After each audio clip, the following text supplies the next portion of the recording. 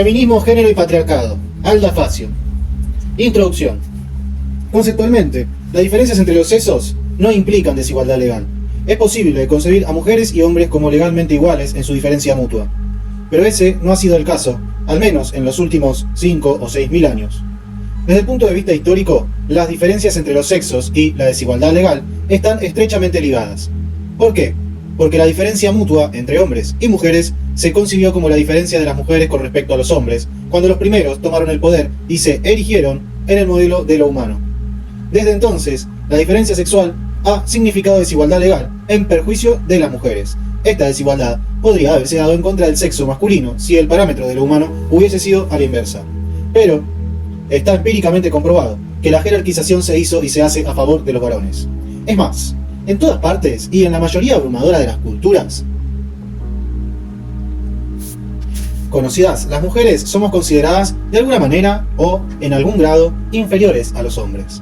Cada cultura hace esta evaluación a su manera y en sus propios términos, a la vez que genera los mecanismos y las justificaciones necesarias para su mantenimiento y reproducción.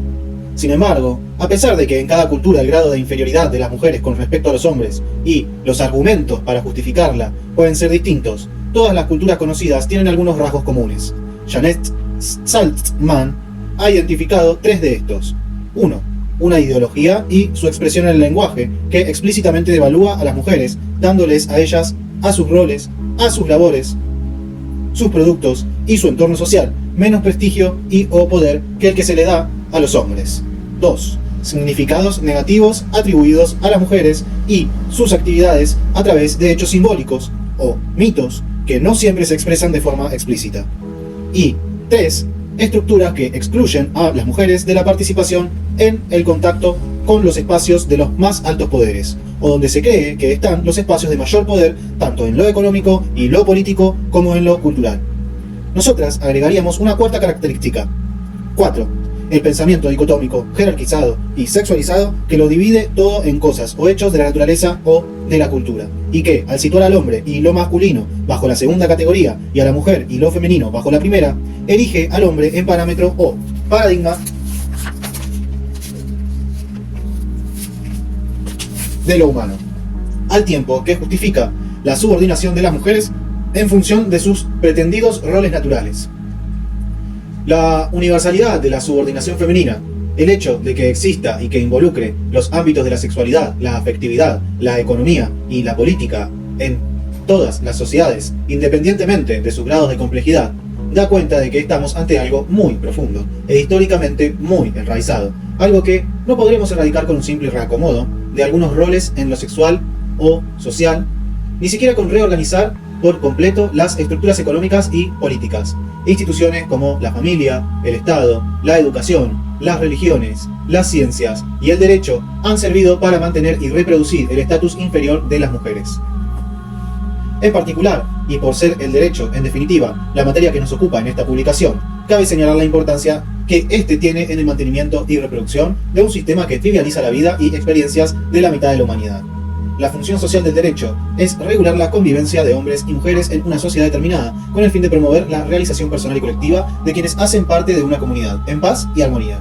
Si esto es cierto, cabe decir que el derecho no ha cumplido con esta finalidad. Leyes que esclavizan a las mujeres, que restringen de diferentes modos de acuerdo a su clase, etnia, raza, edad, habilidad, etc. sus posibilidades de ser y actuar en el mundo, que otorgan más poder económico, político y sexual a los hombres, solo pueden profundizar una convivencia basada en la violencia y en el temor. Por ello, repensar el derecho y su función social es un desafío que va más allá de contar con buenas leyes o con buenas resoluciones judiciales. Para las mujeres significa hacer de esta disciplina un instrumento transformador que desplace los actuales modelos sexuales, sociales, económicos y políticos hacia una convivencia humana basada en la aceptación de la otra persona como una legítima otra y en la colaboración como resultante de dicho respecto a la diversidad. El concepto, teorías y perspectivas de género, así como el moderno entendimiento de lo que conforma el patriarcado o el sistema de dominación patriarcal, son producto de las teorías feministas, es decir, de un conjunto de saberes, valores y prácticas explicativas de las causas, formas, mecanismos, justificaciones y expresiones de la subordinación de las mujeres que buscan transformarla. El género y el concepto de patriarcado se enriquecen dinámicamente en el marco del desarrollo de opciones políticas de transformación de las relaciones entre los sexos en nuestras sociedades que plantean los diversos feminismos. Así, el interés por la problemática de género es más que académico. Involucra un deseo de cambio y la emergencia de un orden social y cultural en el cual el desarrollo de las potencialidades humanas esté abierto tanto a las mujeres como a los hombres. Se trata, en definitiva, del cambio de una forma de vida de la ideología que la ha sustentado por miles de años. Una ideología es un sistema coherente de creencias que orientan a las personas hacia una manera concreta de entender y valorar el mundo. Proporciona una base para la evaluación de conductas y otros fenómenos sociales y sugiere respuestas de comportamiento adecuadas. Una ideología sexual sería, entonces, un sistema de creencias que no solo explica las relaciones y diferencias entre hombres y mujeres, sino que toma a uno de los sexos como parámetro de lo humano. Basándose en este parámetro, el sistema especifica derechos y responsabilidades, así como restricciones y recompensas, diferentes e inevitablemente desiguales, en perjuicio del sexo, que es entendido como diferente a el modelo. Además, el sistema justifica las reacciones negativas ante quienes no se conforman, asegurándose así el mantenimiento del status quo. Es este el caso de las ideologías patriarcales, que no solo construyen las diferencias entre hombres y mujeres, sino que las construyen de manera que la inferioridad de estas es entendida como biológicamente inherente o natural. Aunque las diversas ideologías patriarcales construyen las diferencias entre los sexos de manera distinta. En realidad, este tipo de ideologías solo varían en el grado en que legitiman la desventaja femenina y en el número de personas que comparten un consenso sobre ellas. Las ideologías patriarcales no solo afectan a las mujeres al ubicarlas en un plano de inferioridad en la mayoría de los ámbitos de la vida, sino que restringen y limitan también a los hombres, a pesar de su estatus de privilegio. En efecto, al asignar a las mujeres un conjunto de características, comportamientos y roles propios de su sexo, los hombres quedan obligados a prescindir de estos roles, comportamientos y características y a tensar al máximo sus diferencias con ellas. Como dice Marcela Lagarde, de seguir por esta senda ideológica, la dominación patriarcal se agudizará y se ampliará la brecha entre mujeres y hombres. Aumentarán la feminización de la pobreza, la marginación de las mujeres, el femicidio individual o tumultuario. Aumentará también la disputa patriarcal entre los hombres. Crecerá la explotación de millones de ellos, realizada por cada vez menos hombres y sus poderosos mecanismos e instituciones. Y con el neoliberalismo se agudizarán el machismo y la violencia de unos hombres contra otros. Si no enfrentamos con eficacia y efectividad el sentido patriarcal de la vida, cada año y cada día que pasen, en lugar de aminorar los sexismos, se sumarán a otras formas de dominación nacional, de clase, genocida.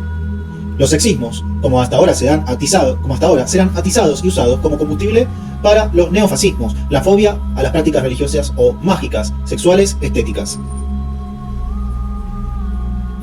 La fobia a los extranjeros, a las personas de otras opciones políticas, de otras creencias y prácticas religiosas mágicas o religiosas, sexuales, estéticas. La fobia a los otros, a las otras, se reproduce por el fomento de la desidentificación entre personas diferentes. Esta creencia dogmática refuerza la tesis de que solo pueden identificarse positivamente entre sí las personas y grupos semejantes. La fobia al otro como sustrato cultural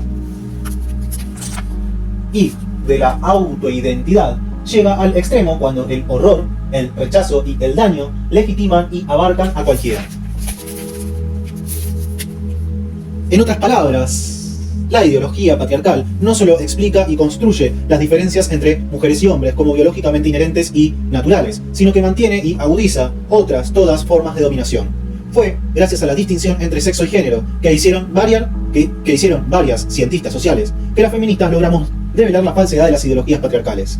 Realizada esta tarea, el feminismo se abocó a develar el sexismo presente en todas o casi todas las estructuras o instituciones sociales. Las teorías y perspectivas de género y la elaboración posterior de las teorías sobre el sistema de sexo-género son parte del legado teórico del feminismo. Es más, estas teorías han logrado un nivel tal de aceptación política e intelectual que no es posible desconocerlas en el mundo de la producción de saberes, incluido el derecho. En las secciones que siguen, procuraremos dar cuenta de la riqueza teórica del feminismo y de sus aportes al mundo del derecho. En primer lugar, presentaremos sintéticamente un conjunto de elementos o principios que compartimos la gran mayoría de las feministas latinoamericanas. Luego, desarrollaremos algunos conceptos fundamentales sobre las que se basa la teoría feminista, las principales instituciones de reproducción y mantención de la subordinación de las mujeres, entre ellas el derecho. En definitiva, las y los invitamos a reflexionar en lo que han sido nuestras actuales formas de convivencia, sus resultados, y a imaginar otras que permitan pleno desarrollo de todas las potencialidades humanas, para hombres y para mujeres, así como para todas las criaturas vivas que habitan este planeta en conjunto con nosotras y nosotros. Para construir una convivencia humana basada en el respeto a la diversidad, tenemos que conocer mejor y más profundamente cómo y qué efectos tiene en nuestras vidas y en nuestra manera de entender al mundo la construcción social de los géneros y la forma como esto nos hace ver y sentir la realidad. Ahora empiezan las teorías del feminismo ahora, principios y elementos del feminismo. Primero, 1. El feminismo. Conocer el pensamiento feminista no solo es importante para entender las aspiraciones del movimiento más importante del siglo XX, sino para comprender el rol que ha desempeñado el derecho en la mantención y reproducción de la ideología y estructuras que conforman el patriarcado. Además, el feminismo es un rico instrumento para llenar de contenidos más democráticos los valores que podríamos querer preservar. Es decir, conociendo el pensamiento feminista, podríamos mantener, dándoles otro contenido, los principios e instituciones que el mismo derecho nos ha enseñado a valorar para así poder lograr más justicia y armonía en nuestras sociedades. El pensamiento feminista es desconocido por la gran mayoría de los y las juristas latinoamericanos, por lo que no es de extrañar que esté ausente en la enseñanza del derecho. Es más, dado que el poder de definir y atribuir significados a los conceptos es una de las prerrogativas del poder masculino, no es de extrañar que los diccionarios definan el feminismo restrictivamente como una doctrina social que concede a la mujer igual capacidad y los mismos derechos que los hombres, que concede a la mujer que los hombres. Con esta definición se ignora la variedad de explicaciones que desde múltiples disciplinas sociales dan cuenta de la subordinación de las mujeres, el impacto que ésta tiene en todas las estructuras sociales, políticas y económicas y el potencial transformador de las teorías y prácticas feministas. De acuerdo a Castells, entenderemos por feminismo lo relativo a todas aquellas personas y grupos, reflexiones y actuaciones orientadas a acabar con la subordinación, desigualdad y opresión de las mujeres y lograr por tanto su emancipación y la construcción de una sociedad en que ya no tengan cabida las discriminaciones por razón de sexo y género.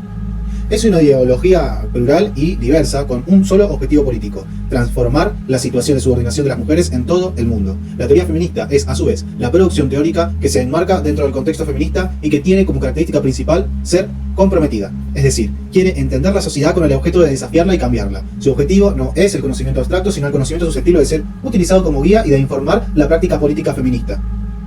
Vemos así que la definición que da el diccionario patriarcal no es correcta. En primer lugar, el feminismo es mucho más que una doctrina social, es un movimiento social y político. Y también es una ideología y una teoría que parte de la toma de conciencia de las mujeres como colectivo humano subordinado, discriminado y oprimido por el colectivo de hombres en el patriarcado para luchar por la liberación de nuestro sexo y nuestro género. El feminismo no se circunscribe a luchar por los derechos de las mujeres, sino a cuestionar profundamente y desde una perspectiva nueva todas las estructuras de poder, incluyendo no reducidas a las de género.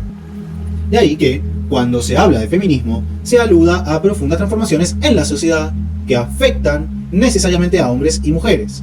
Las feministas pensamos que los hombres que pertenecen a colectivos subordinados, oprimidos y discriminados por su raza, etnia, clase, edad, orientación sexual, discapacidad, etc., podrían enriquecer su accionar político a partir de un análisis feminista de sus privilegios de género para entender cómo y cuánto estos contribuyen a la mantención del poder de unos cuantos hombres sobre la mayoría de los seres humanos.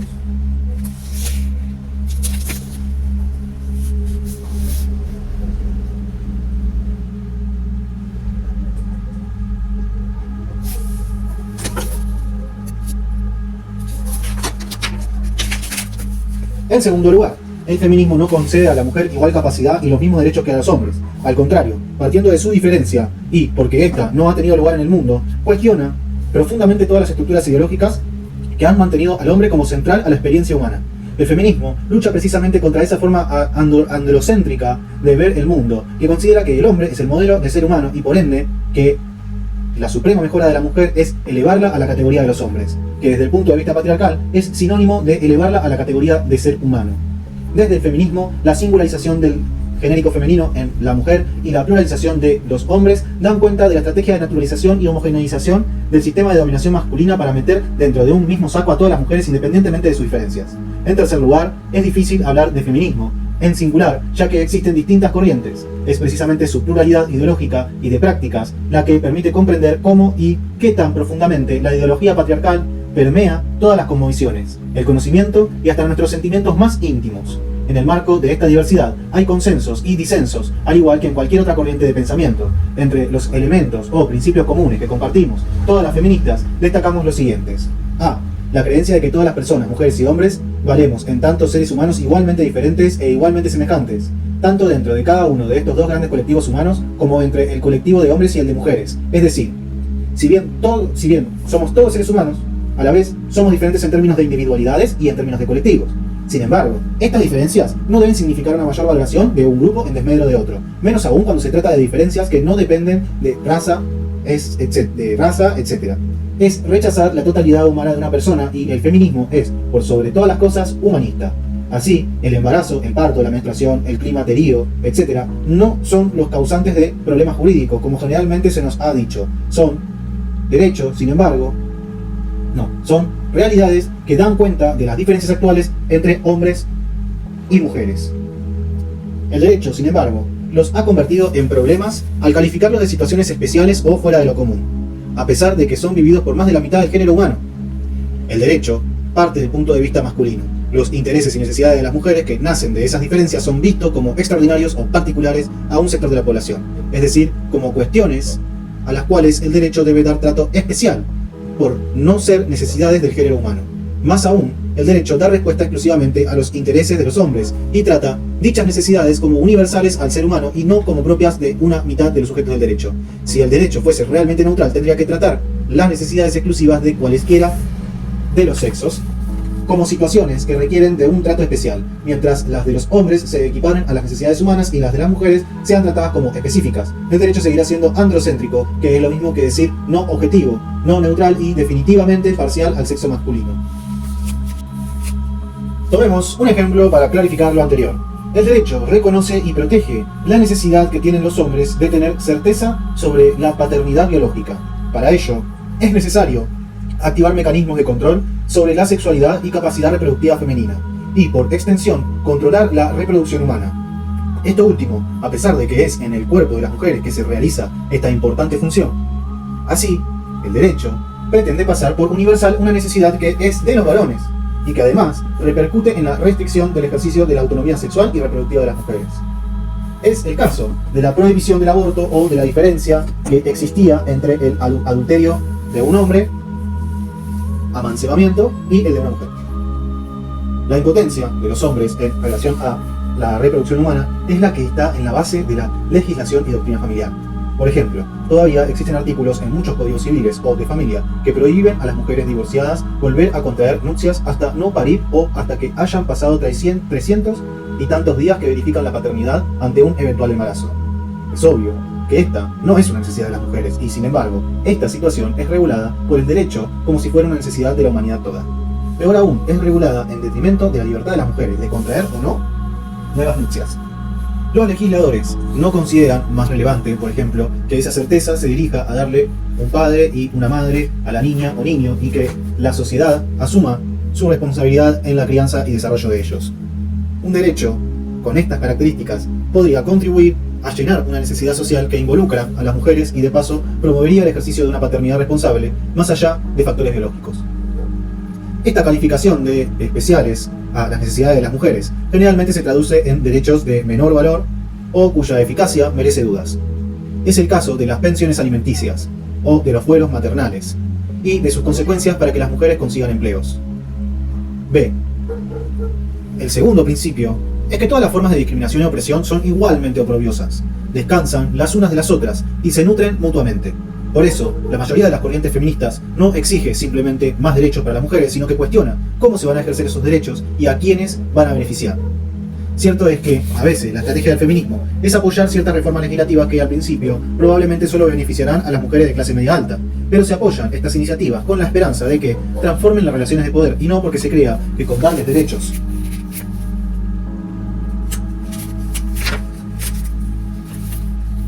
a las mujeres de clase media se logra la eliminación de la subordinación de todas las mujeres.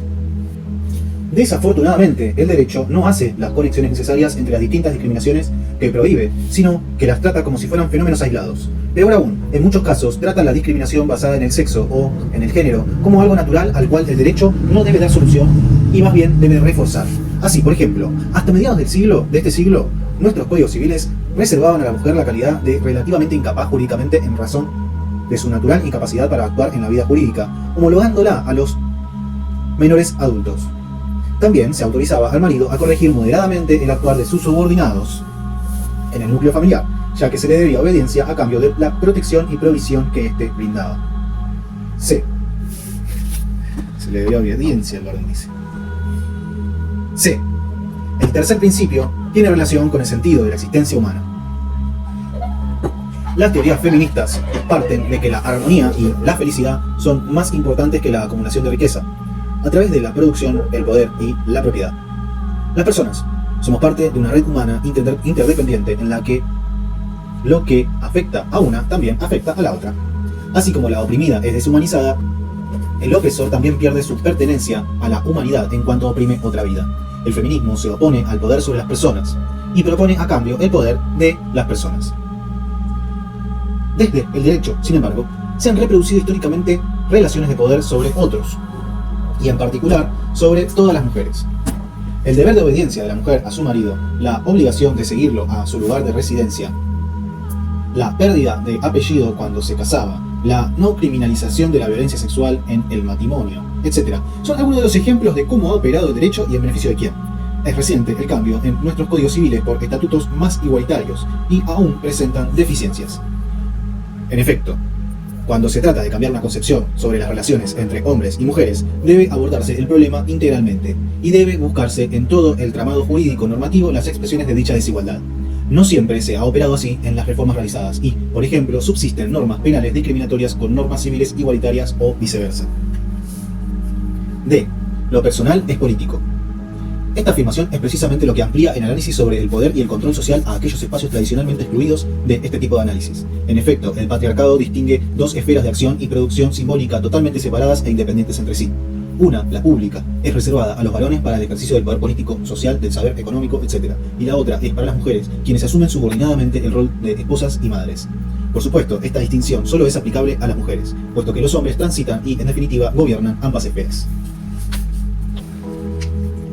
Los valores democráticos deben vivirse tanto en la esfera pública como en la privada. De esta manera, el feminismo critica la tendencia a ofrecer una serie de valores que deben guiar las interacciones en lo personal o lo privado, y otra serie de valores que deben guiar las interacciones en el mundo público de la política y el poder. La empatía, la compasión y los valores orientados hacia la persona son los que deben ser valorados y afirmados, no solo en la familia y el hogar, sino también en el diseño de políticas, en la diplomacia y en la forma en que se practica la política.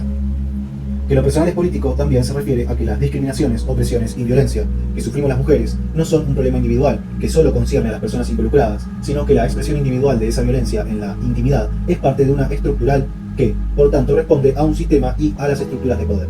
Se trata entonces de un problema social y político que requiere de soluciones de ese nivel. Así, el silencio de las mujeres frente a la violencia es parte de la conducta esperada de parte del patriarcado. Es la respuesta para la cual todo el aparato estatal y la sociedad en su conjunto está preparada, mientras que la denuncia da cuenta de la incapacidad de dichas estructuras para asegurar el ejercicio de los derechos humanos tan universalmente planteados. En el derecho, la distinción público-privado cruza todo el entramado normativo y responde a los parámetros que definen ambas esferas en las sociedades patriarcales. En efecto, las mujeres son tratadas explícitamente a propósito de la familia o de la sexualidad, es decir, en relación a ámbitos propios de lo privado, a la par que son excluidas del ámbito público, como lo demuestra su reciente conquista. Menos de 100 años en Europa y menos de 50 años en muchos países latinoamericanos. Del voto. A la par que son excluidas del ámbito público, como lo demuestra su reciente conquista. Menos de 100 años en Europa y menos de 50 años en muchos países latinoamericanos, como en Argentina, por ejemplo, del voto femenino. Por otra parte, si bien se castiga la violencia sexual ejercida por extraños, no se penalizaban tradicionalmente conductas como la violación o el maltrato del marido a la mujer. Se trataba de una esfera gobernada por el jefe del hogar en la que el derecho actuaba como consagrador y legitimador de dicho poder. Una tercera y última dimensión de lo personal es político dice relación con la necesaria integración del discurso y la práctica y viceversa. Un quinto elemento común o de consenso entre las feministas es que la subordinación de las mujeres tiene como uno de sus objetivos el disciplinamiento y control de nuestros cuerpos. Toda forma de dominación se expresa en los cuerpos, ya que son estos, en última instancia, los que nos dan singularidad en el mundo.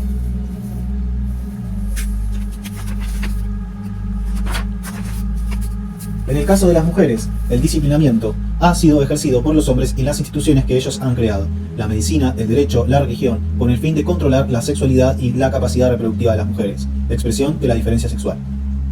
En el derecho son muchas las manifestaciones de este control. Por una parte, la heterosexualidad impuesta como requisito de la esencia para construir familia a través del matrimonio. Por otra, el que dentro de la institución patrimonial patriarcal sea el marido el que tiene la autoridad reflejada hasta hace poco por el deber de obediencia de la mujer y por su incapacidad para actuar por sí misma en el ámbito público jurídico. Es expresión de este control.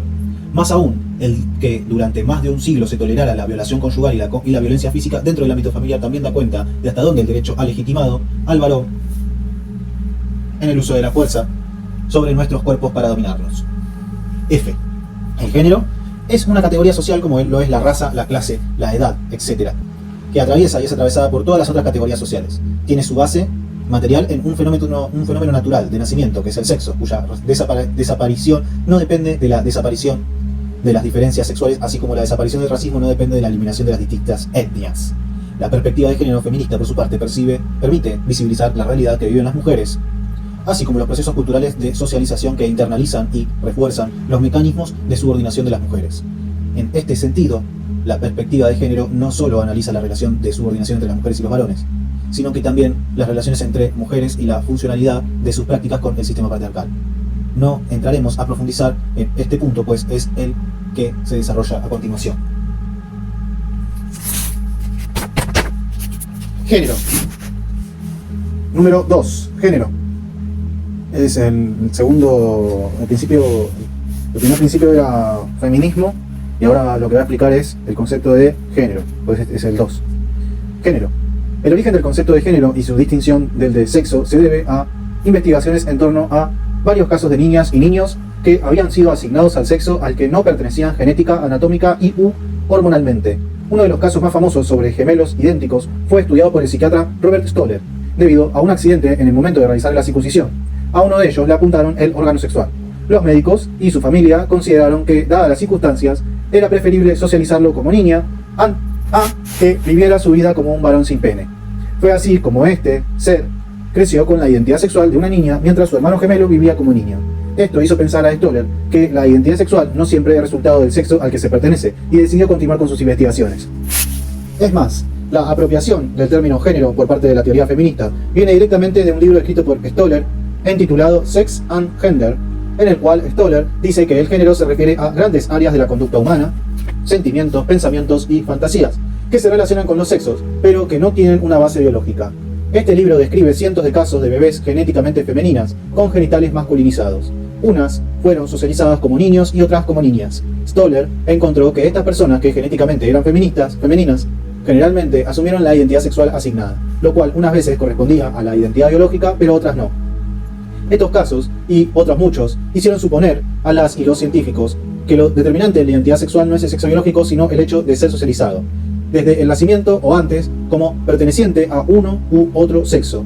Es más, Stoller concluye en su libro que la asignación del rol casi siempre es más determinante que el establecimiento de la identidad sexual, que la carga genética, hormonal o biológica. A esa identidad, que se fundamenta en la asignación del rol con base generalmente, pero no siempre, en el sexo biológico, él la llamó identidad de género, para diferenciarla de la determinación sexual basada únicamente en la anatomía. En 1972, Anne Oakley escribió su famoso tratado Sexo, Género y Sociedad, que es el primero en introducir el término género en el discurso de las ciencias sociales. A partir de entonces, la distinción entre sexo y género fue usada por cientos de feministas como un instrumento válido para explicar la subordinación de las mujeres como algo construido socialmente y no justificado en la biología.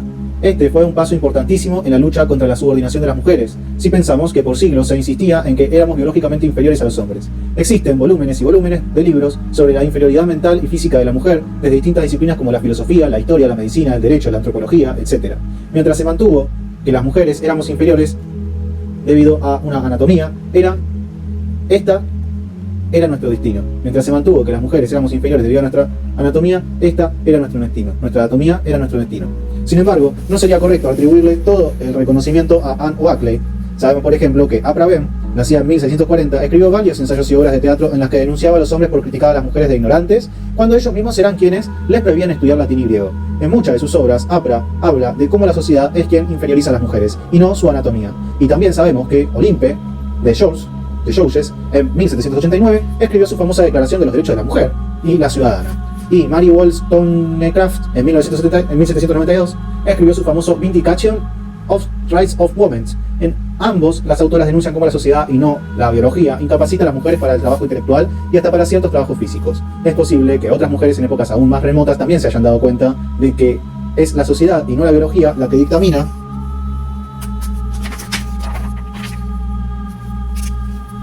que las mujeres son de la casa y los hombres de la calle. Sin embargo, no conocemos la mayor parte de las teorías que explican la subordinación de las mujeres con base en la socialización patriarcal, porque estas han sido borradas de la historia.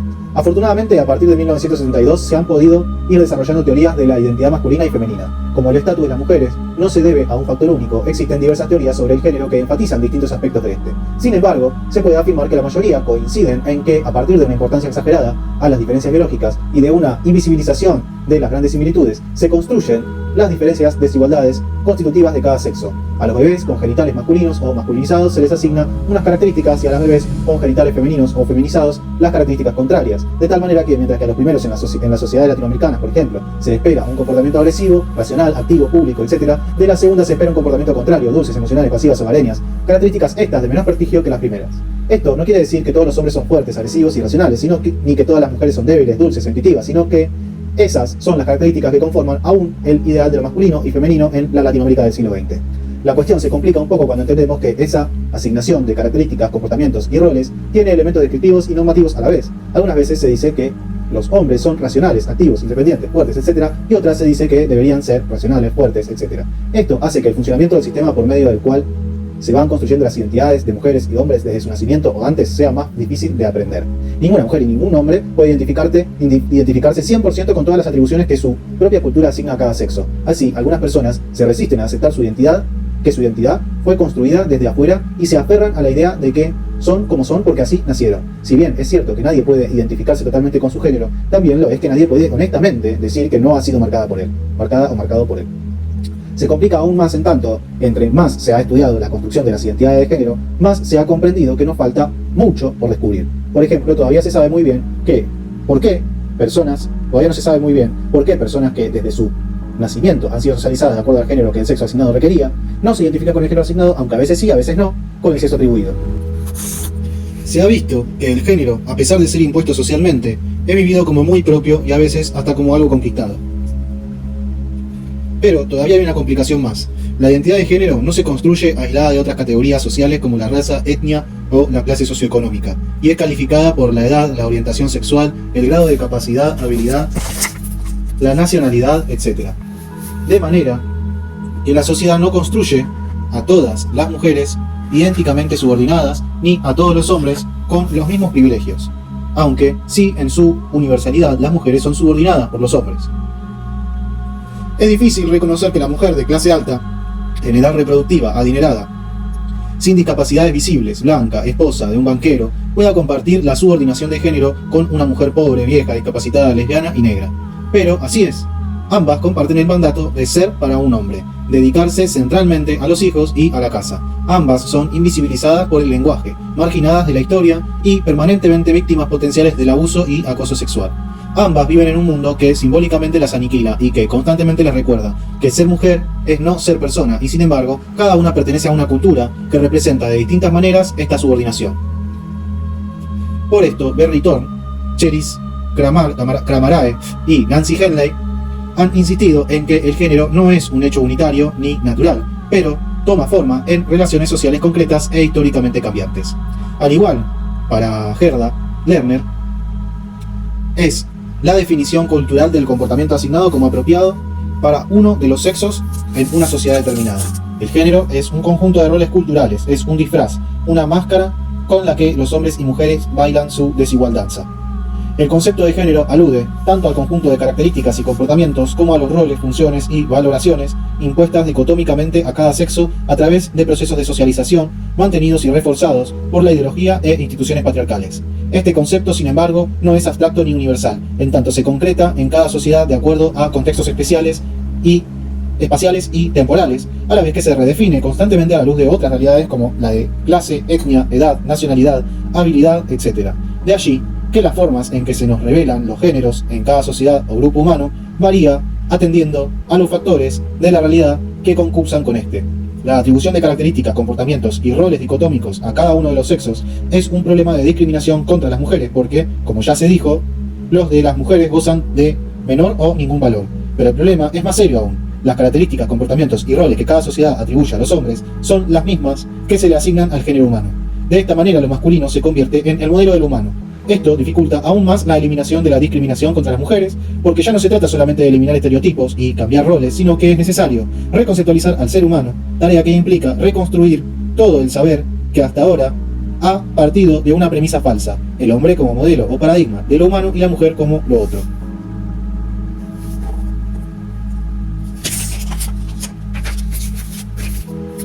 En síntesis, las teorías de género insisten en la cualidad fundamentalmente social de las distinciones basadas en el sexo. Según estas teorías, el sistema de sexo-género atribuye características, aptitudes y actitudes a cada uno de los dos sexos de manera tal que las atribuidas al masculino gozan de mayor prestigio y se erigen en las características, actitudes y valores paradigmáticas del ser humano, al insistir en que estas son atribuidas a cada sexo desde antes de nacer la persona. Estas teorías están esbozando las razones ideológicas y políticas de asignarle a cada sexo características jerarquizadas y diametralmente opuestas.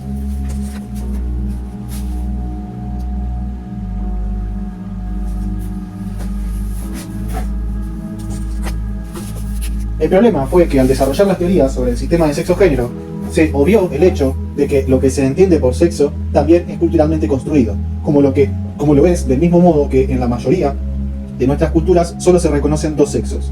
Tal problema produjo muchas críticas, entre las cuales estaba la de que su explicación del estatus subordinado de las mujeres seguía dependiendo de un hecho de la naturaleza, el sexo. También se le criticó su direccionalidad descansa en una matriz que va de lo biológico a lo social, del sexo al género. Posteriores desarrollos han demostrado que para explicar la subordinación de las mujeres se debe partir de lo social a lo biológico. En otras palabras, la cultura no solo atribuye y construye el género, sino que crea e inventa el sexo. Es obvio, entonces, que el concepto de género no es esencialista, ya que mucho se ha insistido en su carácter histórico y cambiante. El problema radica más bien en la teoría del sistema de sexo-género desarrollada principalmente por Rubin. De acuerdo a esta teoría, la niña al nacer es solamente un ejemplar de la hembra de la especie humana, convirtiéndose en un ser subordinado a la supremacía masculina gracias a la acción de la sociedad en la cual nació. Es así que, siempre según Rubin, una hembra nace hembra gracias a su sexo. Se convierte en mujer gracias al género que le atribuyen y que ella acepta como propio.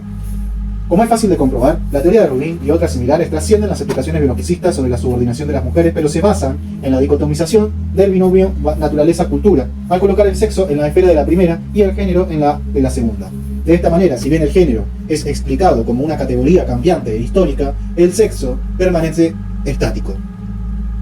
Esta dependencia de un concepto inmutable es lo que ha llevado a algunas personas a tildar a estas teorías de esencialistas.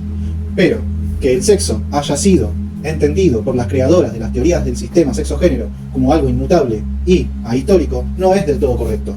Muchas reconocen que la base biológica del género, es decir, el sexo, es siempre culturalmente experimentada. Esto quiere decir que, aunque se ha explicado el sistema de sexo-género echando mano del pensamiento dicotómico prevaleciente en nuestras culturas patriarcales, se ha hecho para facilitar la comprensión de este sistema tan complejo.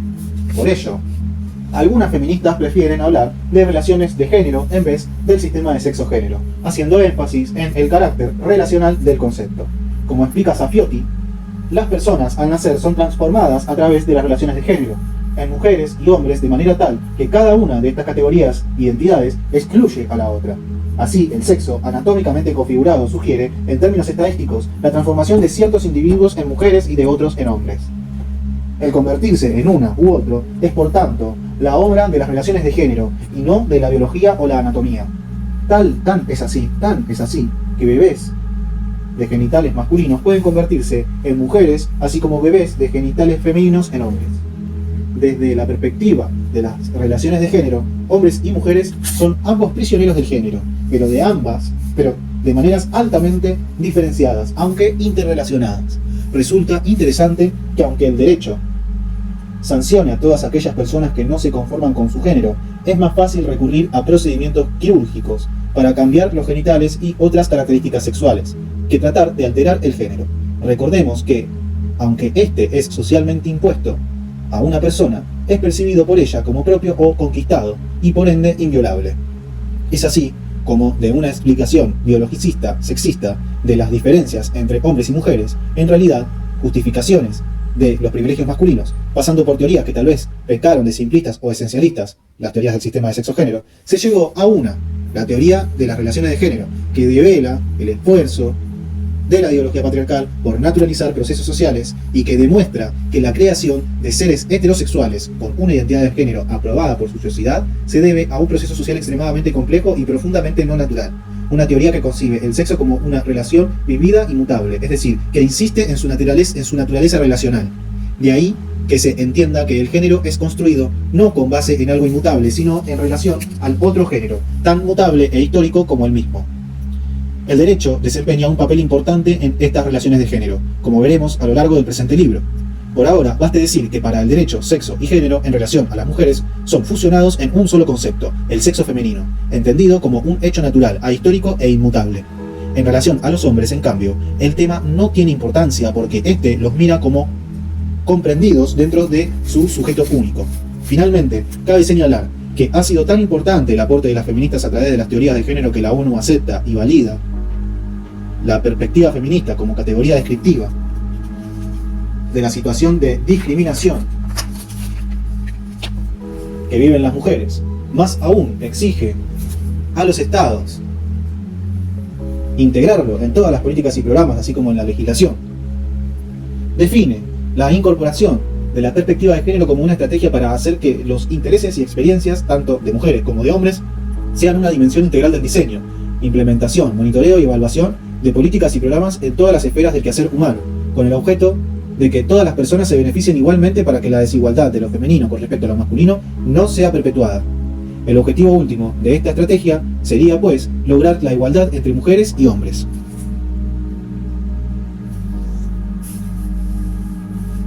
Bueno, pasamos a las perspectivas las perspectivas feministas. 1. Sobre las perspectivas, la androcéntrica y las género-sensitivas. Androcéntricas y género-sensitivas son las perspectivas. 1. Una de las principales características de nuestras culturas y tradiciones intelectuales es que son androcéntricas, centradas en el hombre, y que han hecho de este el paradigma de lo humano. Una cultura androcéntrica es aquella en la que el hombre, sus intereses y sus experiencias son el centro del universo. Algo tan falso como cuando la gente creía que el sol daba vueltas alrededor de la Tierra, falsedad que era percibida y vivida por todos como una verdad incuestionable. Como hoy sabemos que es la Tierra la que gira alrededor del sol, nos parece engreído creer lo contrario. Pero ese no es el caso con el androcentrismo. Este sigue percibiéndose como la verdad, o al menos como son las cosas y punto, excepto cuando vemos la realidad desde una perspectiva de género. Pero si el hombre es percibido como el modelo de ser humano, todas las instituciones creadas socialmente responden principalmente a las necesidades e intereses del varón, y, cuando mucho, a las necesidades o intereses que el varón cree que tienen las mujeres. Si el hombre se asume como representante de la humanidad toda, todos los estudios, análisis, investigaciones, narraciones y propuestas se enfocan únicamente desde la perspectiva masculina, lo cual no es asumida en su parcialidad, sino como una no perspectiva, como un hecho totalmente objetivo, universal e imparcial. En virtud del androcentrismo, los resultados de las investigaciones, observaciones y experiencias que tomaron al hombre como central a la experiencia humana son tomados como válidos para la generalidad de los seres humanos, tanto hombres como mujeres. Sabemos que en toda explicación de la realidad está presente un punto de vista, un ser desde donde se mira esa realidad, un punto de partida o ángulo desde donde se miran y evalúan la totalidad de las cosas. Cuando el hombre es percibido como el centro del universo, su perspectiva es la que mira y evalúa todas las cosas. Más aún, cuando el hombre no solo es el centro, sino que es el paradigma de lo humano, su perspectiva se convierte en una no perspectiva, en una verdad. Es así que cuando leemos doctrina jurídica escrita por un varón, no pensamos que estamos leyendo una doctrina escrita desde el punto de vista de un hombre. Pensamos que estamos leyendo doctrina jurídica y punto. Cuando las cosas se ven desde esa perspectiva, el hombre es visto como lo esencial o central a cualquier actividad, y lo masculino es el referente de lo humano. Históricamente, han dominado aquellas perspectivas que parten del punto de vista masculino y que se proyectan como si no partieran desde alguien, como si fueran universales. Sin embargo, estas perspectivas parciales androcéntricas, que se imponen como totalizadoras de la experiencia humana, no han considerado ni los puntos de vista ni las experiencias de las mujeres, lo que ha resultado en la invisibilización de las violaciones cotidianas a sus derechos humanos, así como la infravaloración de sus necesidades como humanas. El conocimiento y quehacer humano registrado a lo largo de nuestra historia no ha sido neutral en términos de género, puesto que solo ha incluido la experiencia y la mirada de uno de los géneros, el masculino. Por eso, las feministas insistimos en que la perspectiva que pasa por una no perspectiva es androcéntrica, en tanto las interpretaciones de la realidad con más reconocimiento intelectual son aquellas que no han tomado en cuenta las relaciones de poder entre los géneros o las han marginado a tal punto que su visión o explicación de cualquier fenómeno social o cultural se ha visto parcializado, incompleto o tergiversado. Sin embargo, las perspectivas de género sensitivas o perspectivas de género, como se les dice más comúnmente, no pretenden sustituir la centralidad del hombre por la centralidad de la mujer, aunque partan de una mirada que corresponde a la experiencia de un sujeto específico. Pretenden poner las relaciones de poder entre hombres y mujeres en el centro de cualquier análisis e interpretación de la realidad.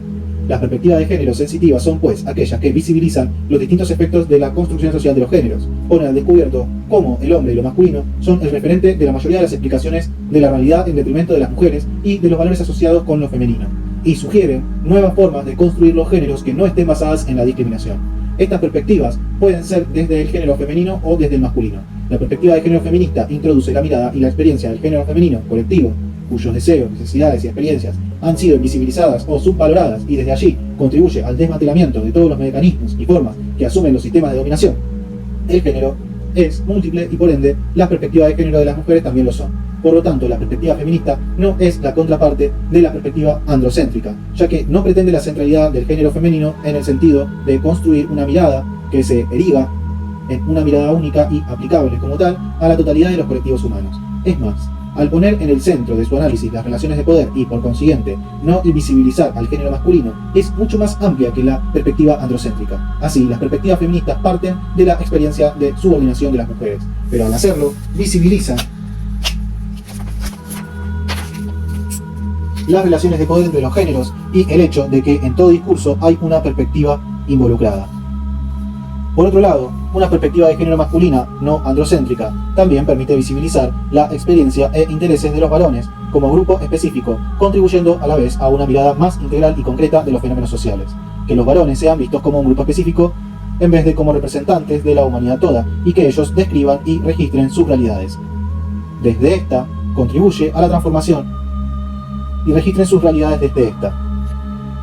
De nuevo, por otro lado, una perspectiva de género masculina no androcéntrica también permite visibilizar la experiencia e intereses de los varones como grupo específico, contribuyendo a la vez a una mirada más integral y concreta de los fenómenos sociales. Que los varones sean vistos como un grupo específico en vez de como representantes de la humanidad toda, y que ellos describan y registren sus realidades desde esta, contribuye a la transformación de una realidad tan mutiladora de nuestras humanidades masculinas y femeninas.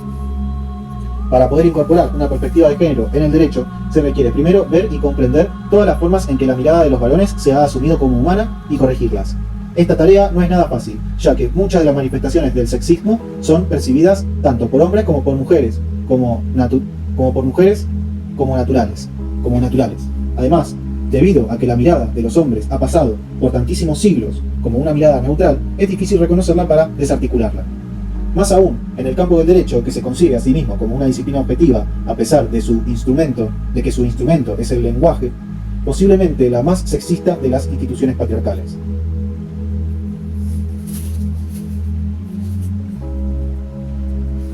Dos. Malos entendidos acerca del significado del concepto género. Vamos a analizar el significado del concepto género. 2. Malos entendidos acerca del significado del concepto género. 2.1. Distinción entre sexo y género. Subtítulo: distinción entre sexo y género. La distinción entre sexo y género no es tan tajante como se creía en los inicios del desarrollo de las teorías del género. Ya sabemos que lo que se entiende por sexo es construido socialmente también. Sin embargo, la mayoría de las personas entienden el sexo como algo biológico, inmutable, y por ende corresponde hacer, para facilitar la comprensión, una distinción entre sexo y género. Sin esta distinción es difícil entender la subvaloración de todo lo femenino o entender que los roles y características que se le atribuyen a cada sexo, aunque se basaran en diferencias biológicas, no son una consecuencia ineludible de esas supuestas diferencias y que, por lo tanto, pueden ser transformadas. Es precisamente esta separación conceptual entre el sexo y el género la que ha permitido entender que ser mujer o ser hombre, más allá de las características anatómicas, hormonales o biológicas, es una construcción social y no una condición natural. Entender que género no es lo mismo que sexo es fácil, pero lo que no es tan fácil es hacer una distinción tajante entre uno y otro concepto, porque ambos significan mutuamente, se significan mutuamente. Sin embargo, estos términos no se deben usar indiscriminadamente o, peor aún, no se debe usar el término género en sustitución de sexo. Debemos tener claro que el sexo es lo que entendemos como más o menos determinado biológicamente, mientras que el género es construido social, cultural e históricamente. Sin embargo, muchas personas ahora usan género en vez de sexo porque les parece que es un término más alejado de lo sexual. Por ejemplo, en algunas dependencias gubernamentales preguntan el género de la persona que hace tal o cual demanda, cuando lo correcto es preguntar por su sexo. Tampoco se pueden hacer estadísticas desagregadas por género, sino que deben ser desagregadas por sexo. El género, en definitiva, no es un término que viene a sustituir el sexo. Es un término para darle nombre a aquello que es construido socialmente sobre algo que se percibe como dado por naturaleza. 2.2. Distinción entre mujer y género. Tampoco mujer y género son sinónimos, aunque muchísimas personas usan el término género en sustitución de la palabra mujer. Esta confusión nace del hecho de que fuimos las mujeres las que empezamos a utilizar el término para referirnos a la situación de discriminación y subordinación que experimentábamos. En efecto, históricamente, son los grupos oprimidos quienes identifican las estructuras que lo oprimen, y es lógico, entonces, que el término haya sido desarrollado por las feministas para explicar y definir las estructuras que subordinan u oprimen a las mujeres de todas las clases, etnias, edades, etc. En el ámbito de las políticas públicas hay una tendencia creciente a crear políticas de género cuando en la práctica se trata de políticas dirigidas a mujeres que dejan intactas las estructuras y relaciones entre los géneros. Una política de género necesariamente tiene que tener como finalidad la superación de la desigual valoración y el desigual poder entre los géneros. De esta manera, las políticas públicas de género no necesariamente deberían referirse exclusivamente a las mujeres, en tanto el sistema de género es un sistema relacional que involucra a los varones. Perfectamente podrían haber políticas penitenciarias, por ejemplo, dirigidas a los hombres privados de libertad, que podrían ser políticas de género si su objetivo es transformar la forma como los reos ejercen su masculinidad. Es más, la mayoría de las políticas y leyes sobre o para la mujer, hasta hace muy poco, no eran género sensitivas, sino que se dirigían a las mujeres como si su condición natural fuera la que social, cultural e históricamente se les ha atribuido. Así, muchos proyectos dirigidos a mujeres tenían como objetivo mejorar su condición económica, pero no tomaban para nada en cuenta su condición de subordinación en relación a los hombres en sus vidas, ni los roles que tenían que desempeñar dentro de sus familias o comunidades por ser mujeres. Es más, no tomaban en cuenta la menor valoración que esos roles tienen en nuestras sociedades, el efecto en la autoestima de las mujeres y en la sociedad que tiene esa menor valoración, ni los problemas que la sobrevaloración de los roles masculinos le trae a la familia, la comunidad y la sociedad en general. Género, por lo tanto, no es sinónimo de mujer, aunque la mayoría de los estudios, políticas y leyes que se le relacionan o que toman en cuenta el género sean estudios sobre la mujer, políticas hacia la mujer o leyes relacionadas con la problemática de la mujer.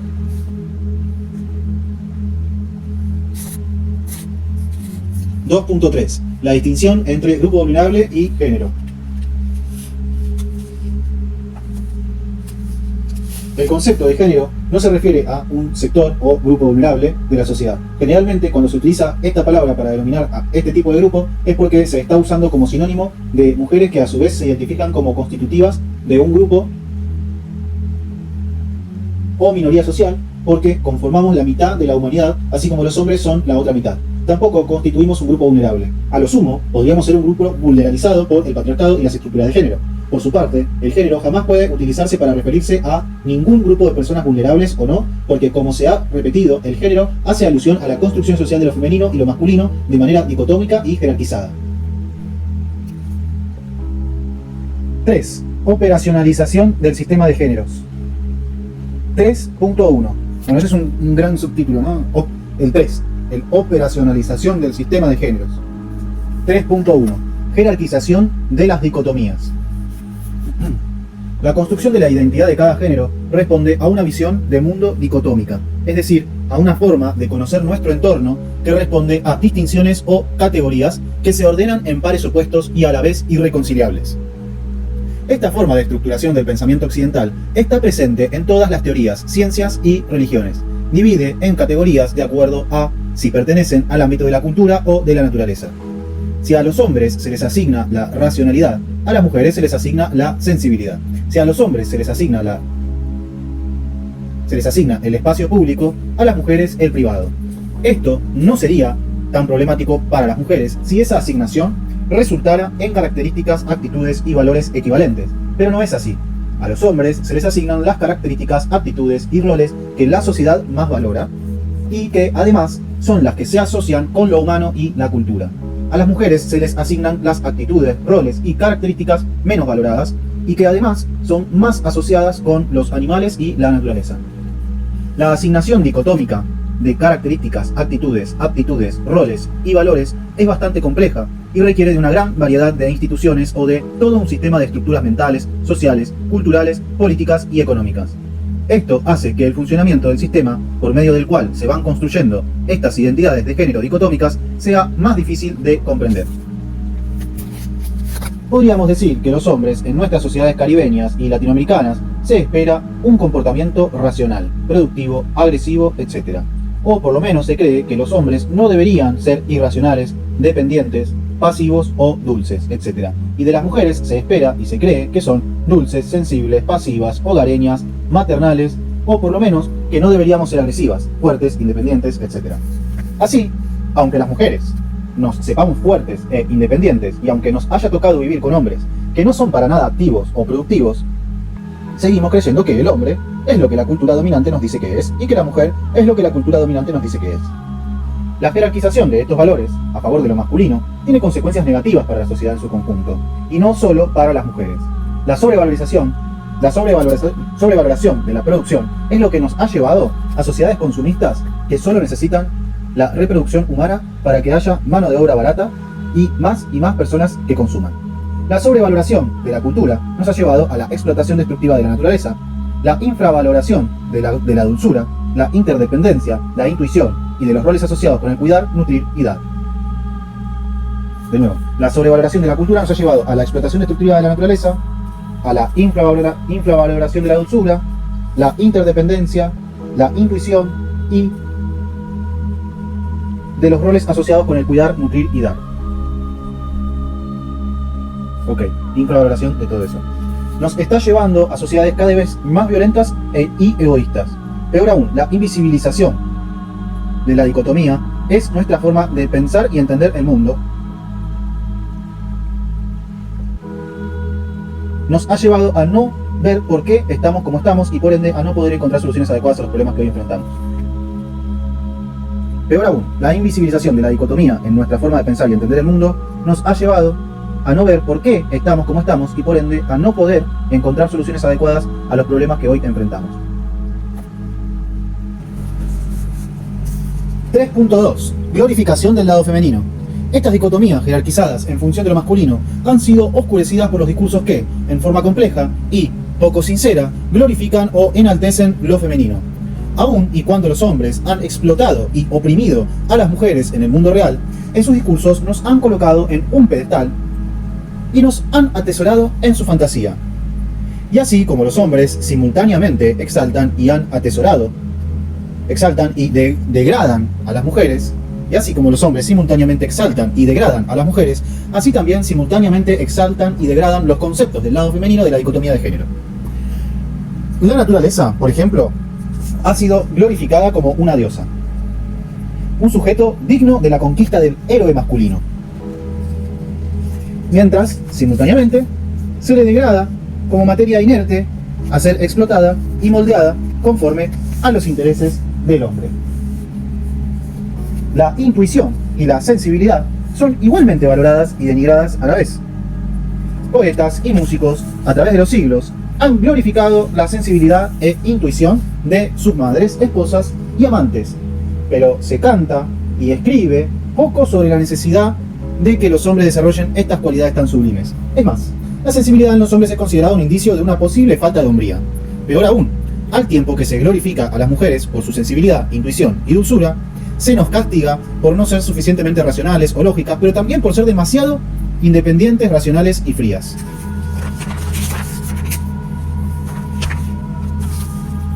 Por más que se romanticen las virtudes de la mujer y de lo femenino, lo cierto es que se valoran más las virtudes del lado masculino de la dicotomía de género.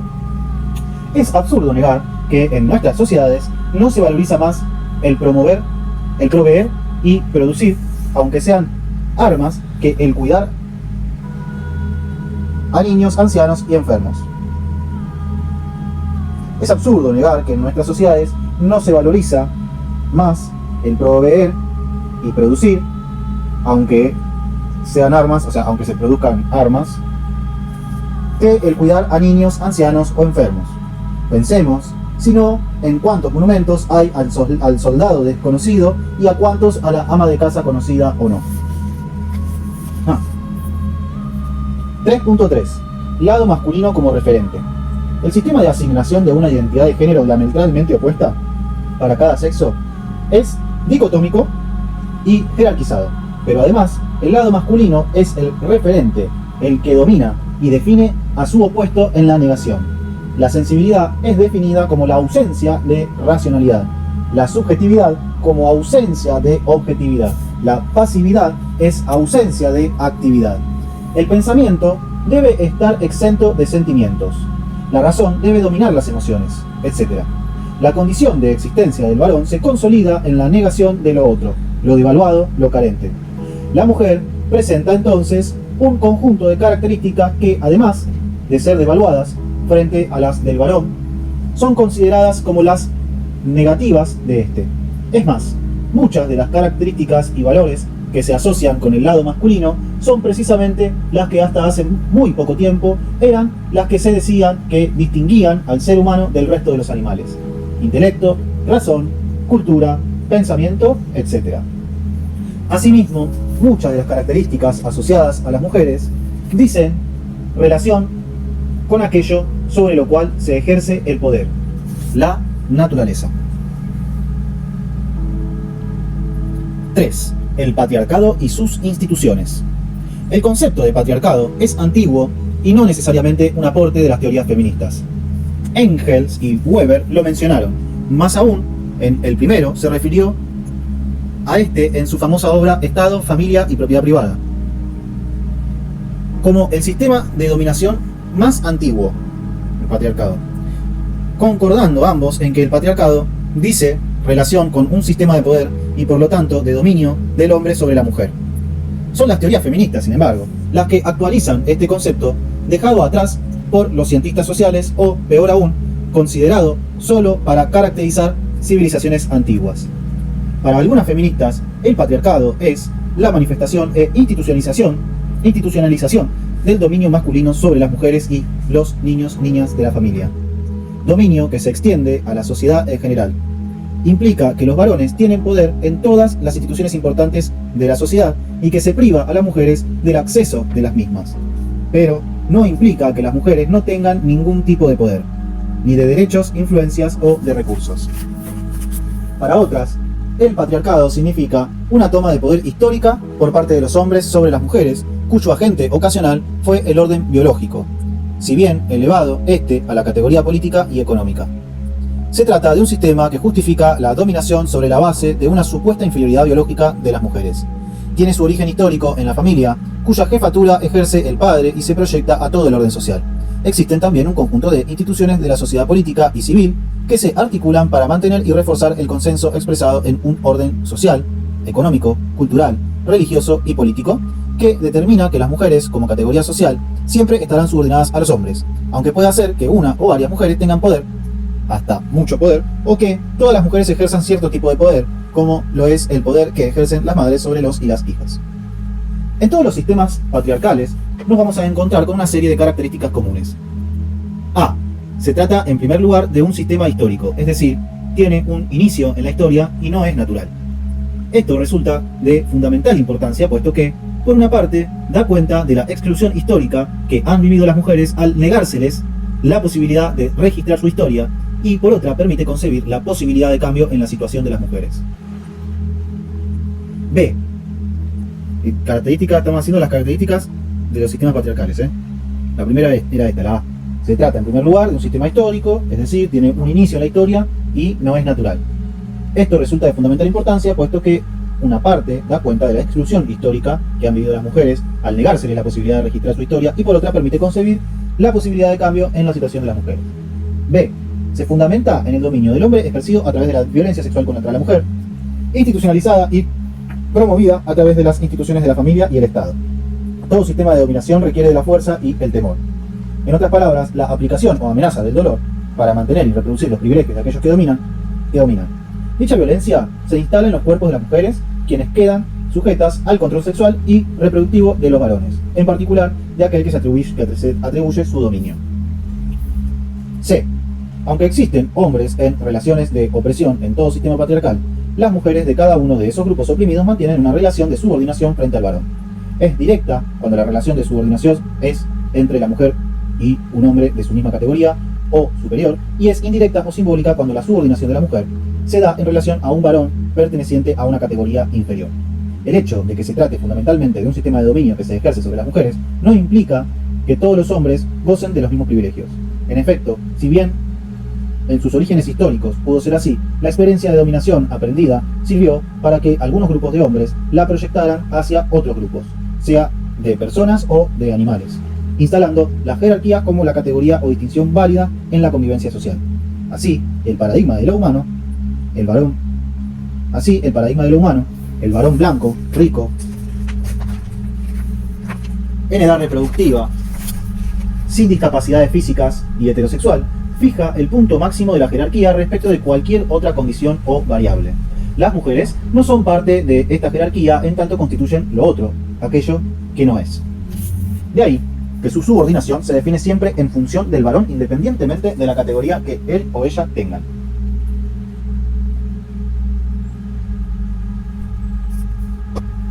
Ahora bien, si la mujer comparte una de las condiciones que sitúan al varón en una de las categorías inferiores en la escala jerárquica entre hombres, dicha condición se hace parte de la de género y se convierte en una triple discriminación. Así, la mujer que comparte su condición de raza negra con el varón de su misma categoría, frente al máximo de la jerarquía entre varones, en el patriarcado, las poblaciones que permiten la mantención del dominio sobre las mujeres tienen su origen en las diferencias biológicas entre los sexos. Estas son leídas en términos de superioridad de un sexo sobre otro, masculino sobre el femenino. Así, tanto las religiones en un principio como las ciencias médicas con posterioridad han contribuido a la creación de un sinfín de argumentos que avalan los privilegios de los varones en nuestras sociedades. Hombres sabios y religiosos, de acuerdo a la historia patriarcal, han estigmatizado a la mujer como un ser inferior y sucio por sus flujos menstruales. Le han negado su calidad de humana al señalarla como criatura sin alma, y han legitimado la violencia en su contra por ser el instrumento del diablo. Otros, supuestamente célebres por sus aportes a las ciencias, como Darwin, Spencer y otros, han mantenido esta línea de argumentación al decir que las mujeres son seres incompletos en su evolución, lo que se demostraría en la existencia de periodos menstruales y en la subsecuente inmadurez emocional. El patriarcado se mantiene y reproduce en sus distintas manifestaciones históricas, a través de múltiples y variadas instituciones. Llamamos institución patriarcal a aquella práctica, relación u organización que, a la par de otras instituciones, operan como pilares estrechamente ligados entre sí en la transmisión de la desigualdad entre los sexos y en la convalidación de la discriminación entre las mujeres, pero tienen en común el hecho de que contribuyen al mantenimiento del sistema de género y a la reproducción de los mecanismos de dominación masculina que oprimen a todas las mujeres. Entre estas instituciones están el lenguaje ginope, la familia patriarcal, no sé qué será el lenguaje ginope, la educación androcéntrica, la maternidad forzada, la historia robada, la heterosexualidad obligatoria, las religiones misóginas, el trabajo sexuado, el derecho masculinista, la ciencia monosexual, la violencia de género, etc.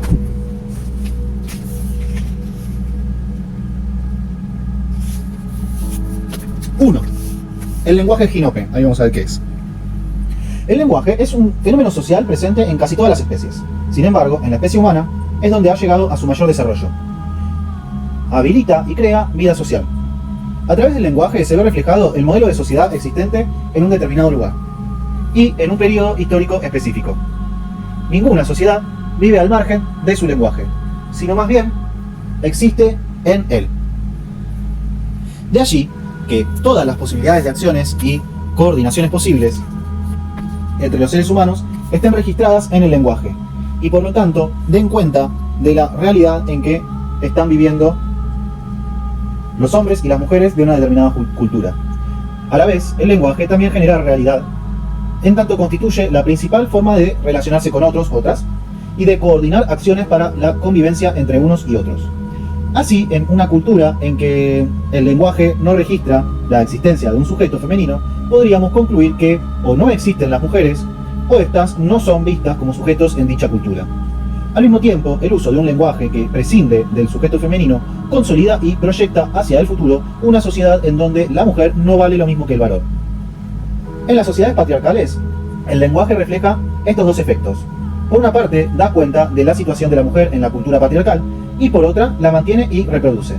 El poder de nombrar, es decir, de crear y definir las palabras, de crear y definir las reglas gramaticales de un lenguaje determinado, de proporcionar a las cosas identidad, evocándolas y estableciéndolas como puntos de referencia, relacionándolas unas con otras, es el poder de conformar una cultura determinada, de establecer lo que existe y lo que no existe, lo que se considera natural y lo que no lo es, lo bueno y lo malo.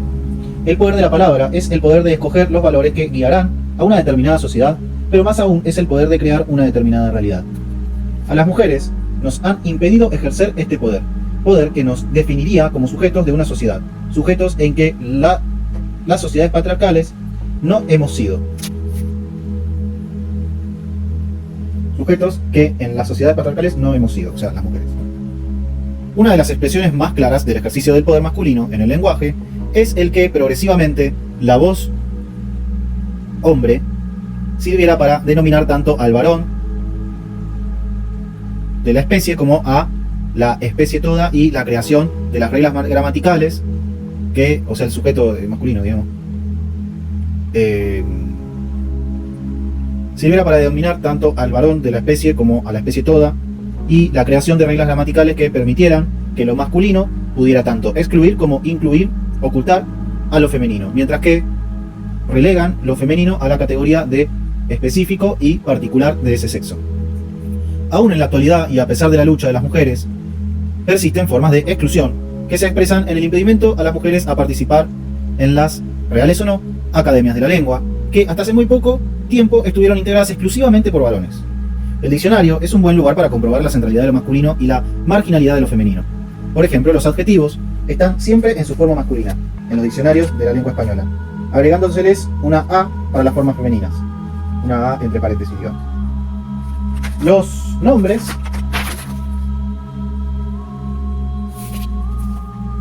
de los animales son otro ejemplo interesante.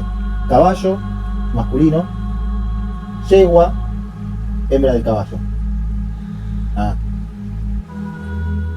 O sea, caballo dice caballo, que es masculino, y la definición es animal solípedo.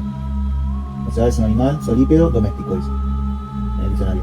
Y la yegua es la hembra del caballo. Simplemente. Con solo estos dos ejemplos, podemos comprobar que lo masculino es la norma o el paradigma y lo femenino es lo otro. O lo que existe solo en función de lo masculino o para lo masculino.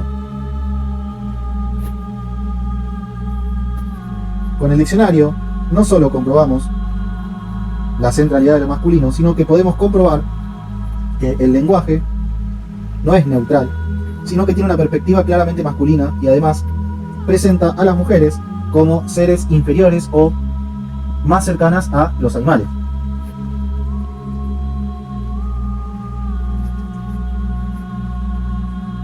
Como dice la mexicana Elena Urrutia, acudiendo al diccionario de la Real Academia Española de la Lengua, deducimos que la mujer es un ser débil, delicado, con afición al regalo y no apta para el trabajo.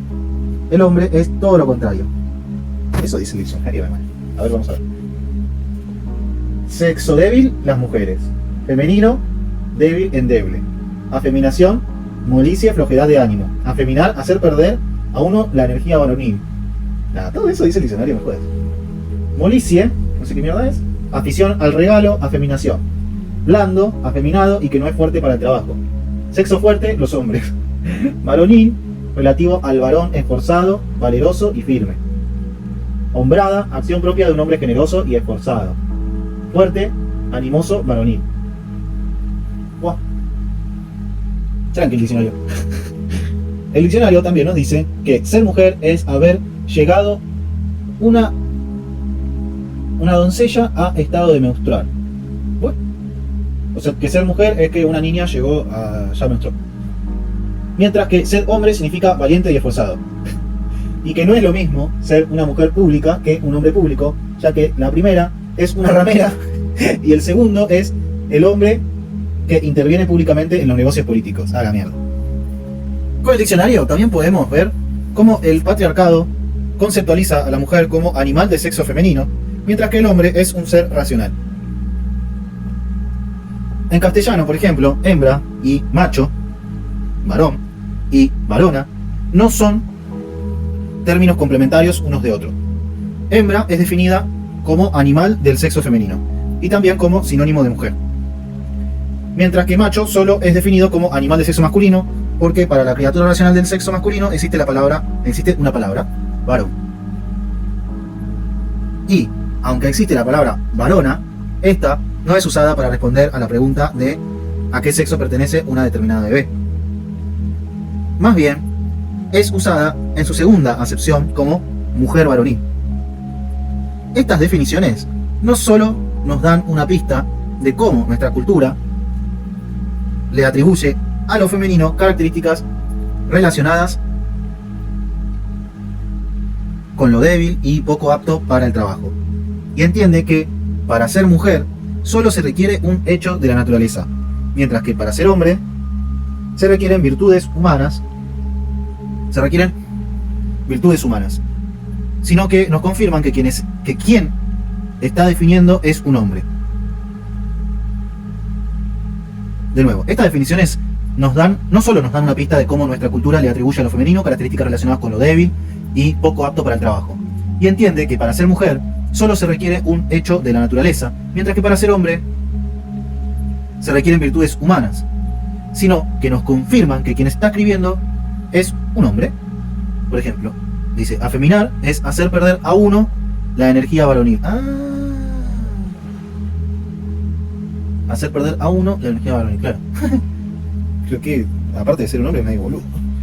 Es obvio que con esta definición, un poco autorreferencial ese que escribió ese diccionario, es obvio con esta definición que quienes definen las palabras se identifican como potenciales víctimas de la acción de afeminar. Es decir, que esta definición está hecha desde la perspectiva de un hombre y no de una mujer.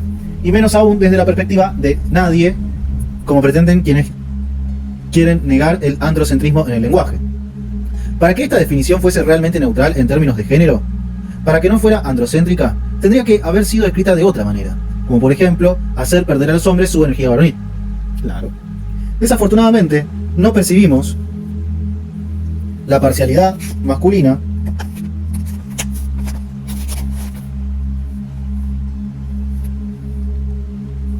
en estas definiciones, precisamente porque los hombres y las mujeres estamos acostumbradas a que los hombres sean el paradigma de ser humano y que la masculinidad sea la centralidad misma alrededor de la cual giran todos los hechos y cosas, y desde la cual se definen y valoran en nuestras culturas.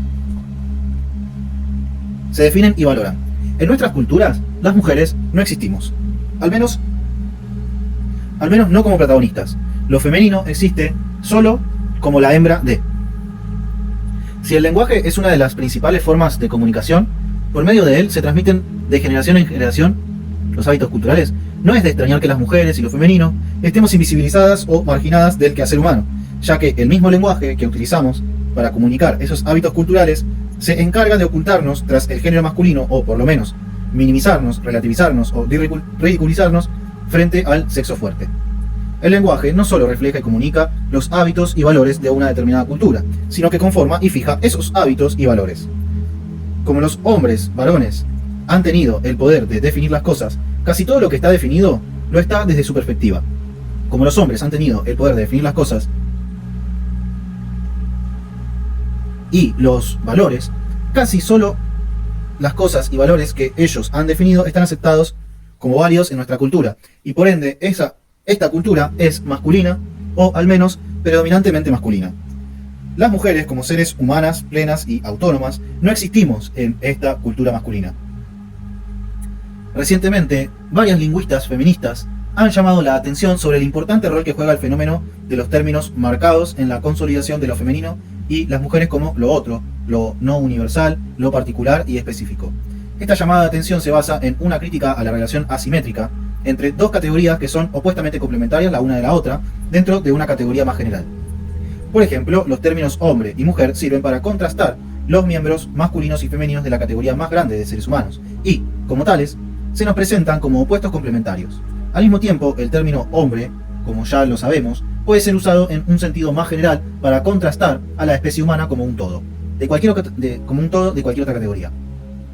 Así, los términos hombre y mujer también designan categorías que están en una relación jerárquica, debido a que uno de los términos puede ser utilizado para hacer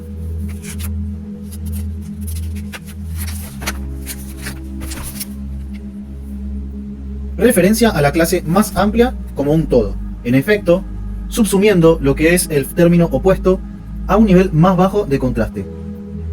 En este tipo de oposiciones, el término más general es el no marcado del par, mientras que el otro, el que tiene un sentido o una definición más restringida, es el marcado. El término marcado es más específico, mientras que el no marcado es general. Así, la mujer es sentida como perteneciente al campo de lo específico y el hombre al campo de lo universal. Cuando esta especificidad o particularidad de lo femenino es llevada al campo de los derechos humanos, nos encontramos con el hecho de que el principio de igualdad es entendido como el deber de otorgarle a las mujeres los mismos derechos que tienen los hombres y no otros derechos que necesitamos las mujeres precisamente por ser personas subvaloradas.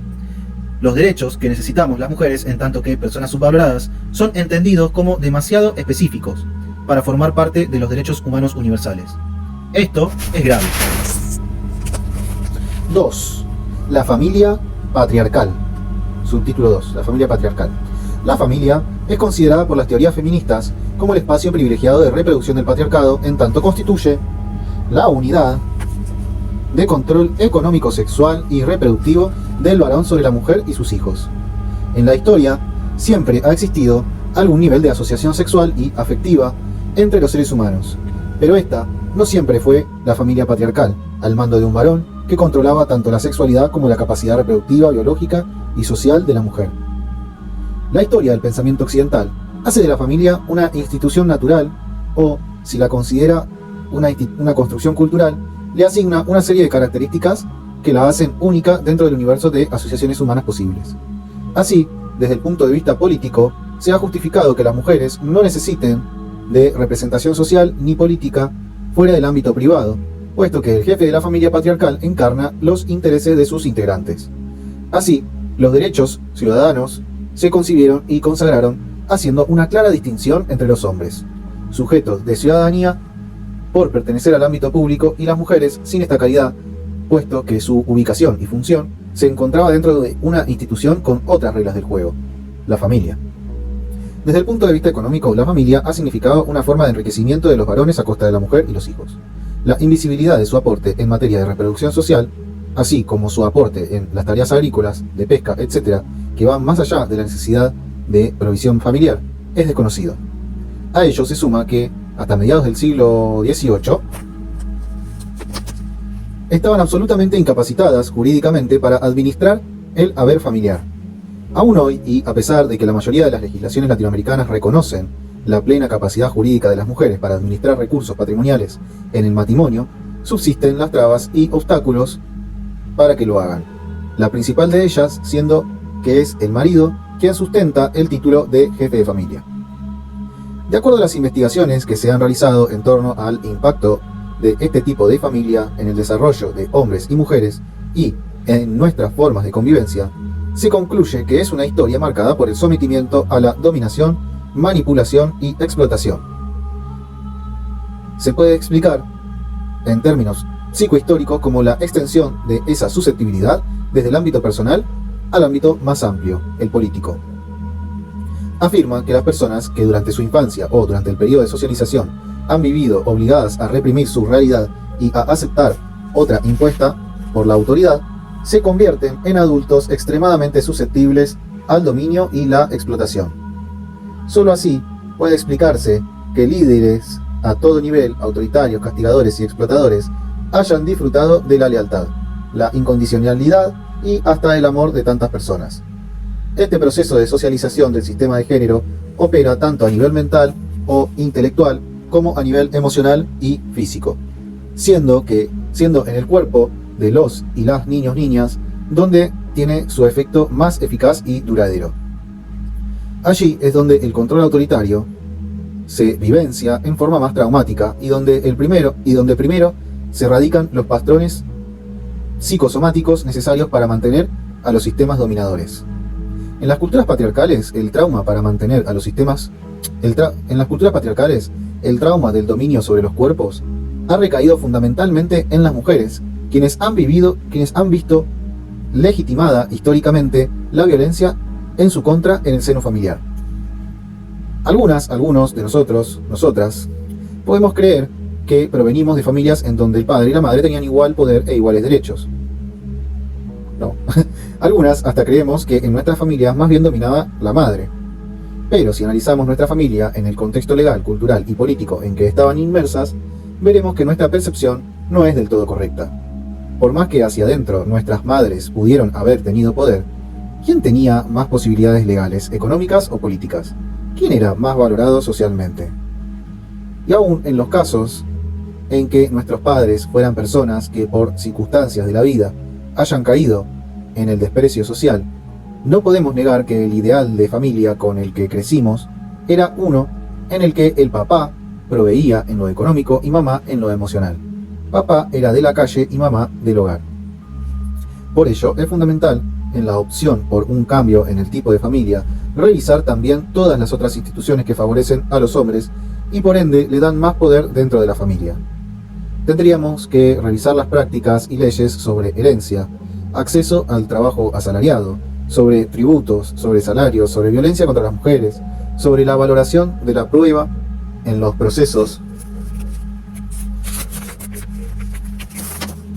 judiciales, etc. Tendríamos que revisar qué mensajes dan los medios de comunicación, las escuelas, la iglesia, y cómo está distribuido el tiempo de cada quien, quién hace qué, etc.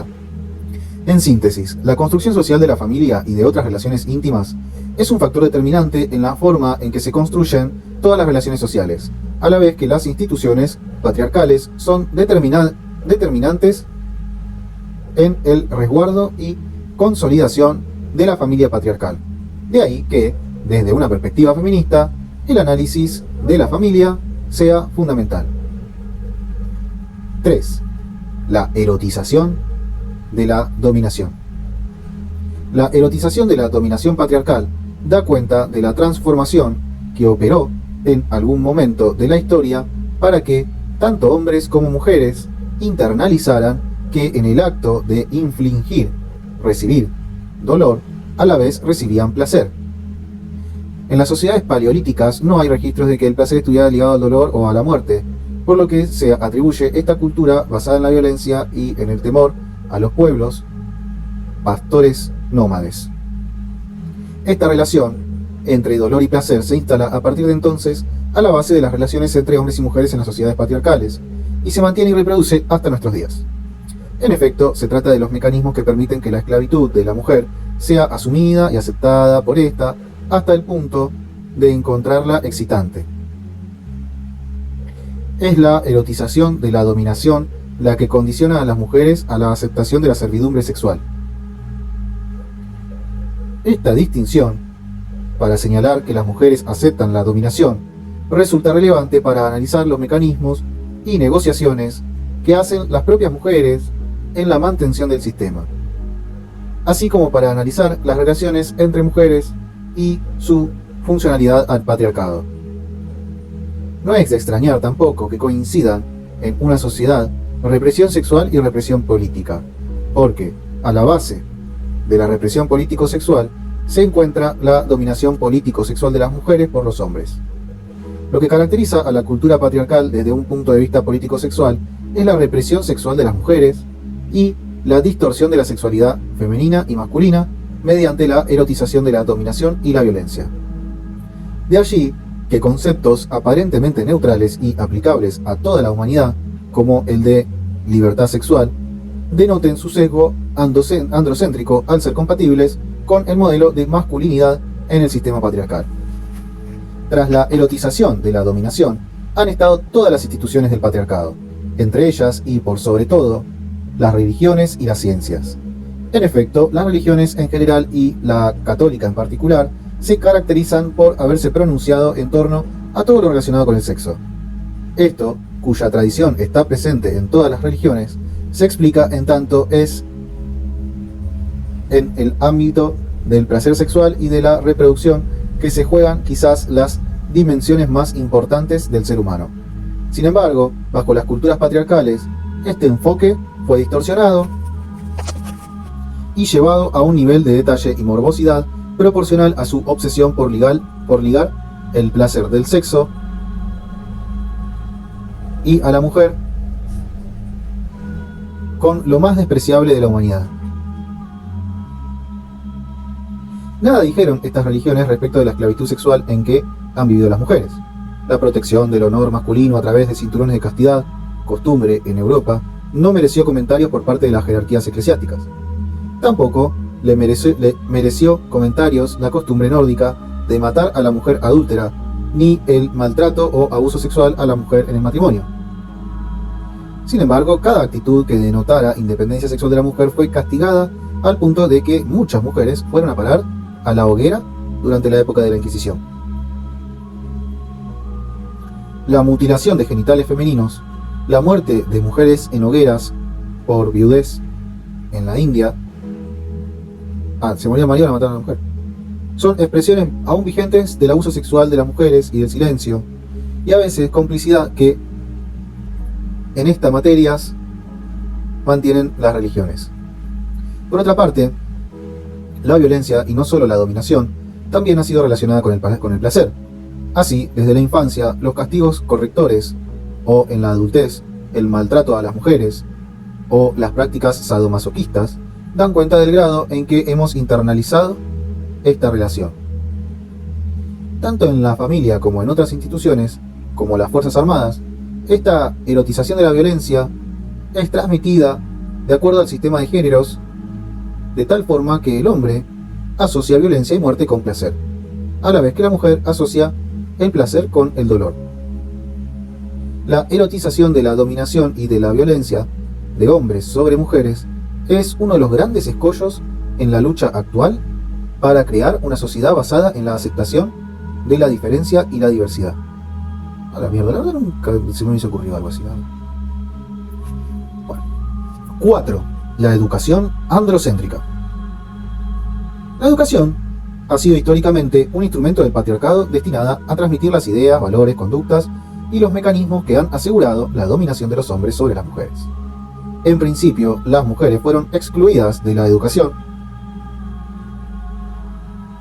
puesto que el rol que les correspondía cumplir era el de esposa y madre, rol que se aprendía necesariamente en el seno familiar y a través de procesos de socialización propios al sexo femenino y transmitidos por otras mujeres.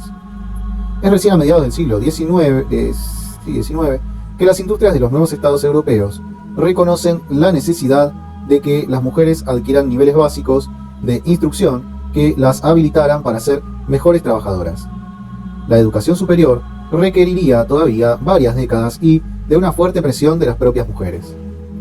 En la actualidad, y en particular en nuestro continente, a pesar de que las mujeres en muchos países acceden en mayor porcentaje que los varones a los niveles de educación básica y media, y a pesar de que son las mujeres las que mayoritariamente se dedican al magisterio, la educación sigue reforzando la cultura patriarcal y contribuyendo a los procesos de socialización de género. Así, refuerza al hombre y lo masculino como referentes, invisibilizando el aporte de las mujeres en la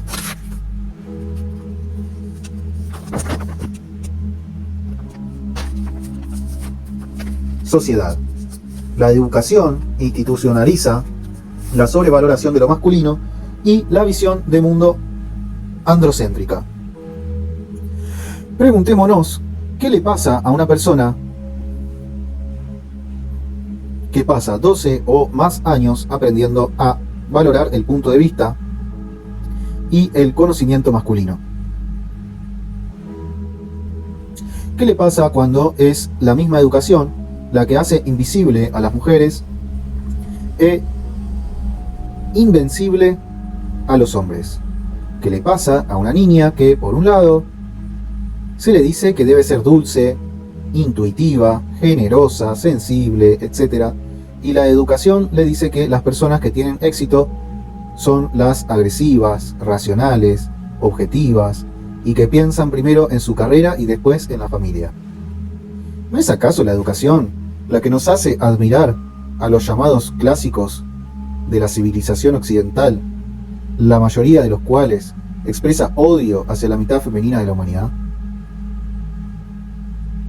¿Qué pasa por la cabeza de niñas y niños cuando la maestra o maestro les dice que vamos a estudiar la historia de la humanidad y solo se habla de los grandes hombres, sus hazañas y conquistas, o cuando se estudia el sistema nervioso, el óseo, muscular, etc. del cuerpo humano, y el cuerpo que se utiliza como modelo es el cuerpo de un hombre? ¿Qué sucede cuando se les dice a las niñas que ellas no son buenas para las matemáticas antes de que lo hayan podido descubrir por sí mismas? ¿Qué sucede cuando una niña se la regaña mientras que a un niño se lo alaba por hacer la misma pregunta? ¿Sucede que hombres y mujeres salen educados en los valores patriarcales? ¿Eso es lo que sucede? No, sucede que hombres y mujeres salen educados en los valores patriarcales. Eso es lo que sucede. 5. La historia, con H mayúscula, robada. La historia robada. 5. Otra institución del patriarcado es la historia robada. ¿Se han preguntado alguna vez por qué la historia con H mayúscula no ha registrado los aportes y violaciones a los derechos humanos de las mujeres? ¿Será que las mujeres no hemos hecho nada digno de registrarse en los anales de la historia? ¿Por qué los anales? Canales, ¿no será? ¿O será que en esta disciplina también hay un sesgo androcéntrico que ha tenido como consecuencia el que generalmente se ha registrado solo aquello que los hombres han considerado suficientemente importante como para llamarse hechos históricos?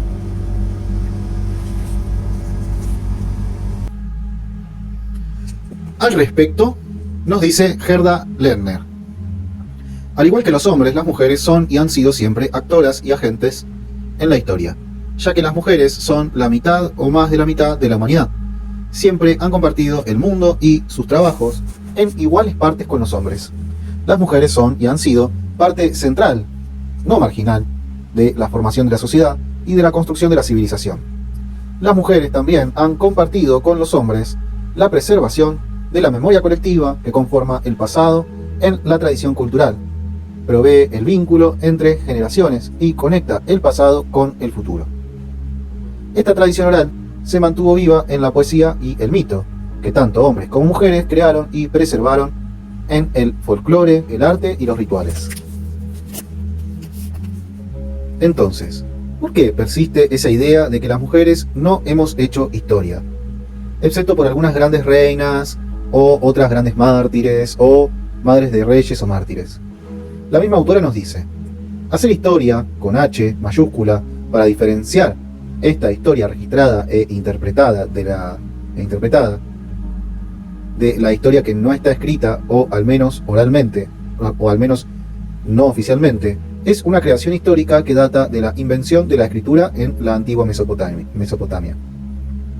Desde el tiempo de las listas de los reyes de la antigua Sumeria en adelante, los historiadores, tanto sacerdotes, sirvientes, reales, empleados, clérigos o una clase profesional de intelectuales universitarios, han seleccionado los hechos que serán registrados y los han interpretado de modo de darles comprensión y significado.